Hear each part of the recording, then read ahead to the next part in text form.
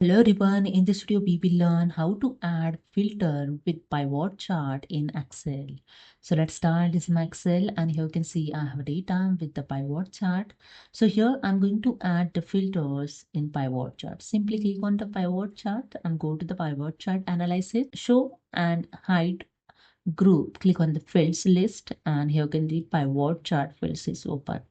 And here you can see the below areas, the filters area also available.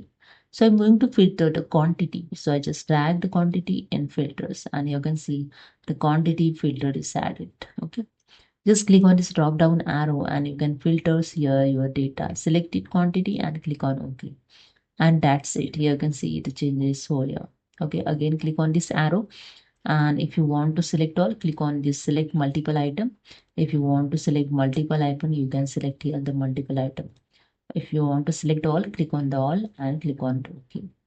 And that's it. This is a way you can use the filters. You can add the filter option also in pivot chart. Okay, so hope you understood. If you like this video, please subscribe. Thank you so much.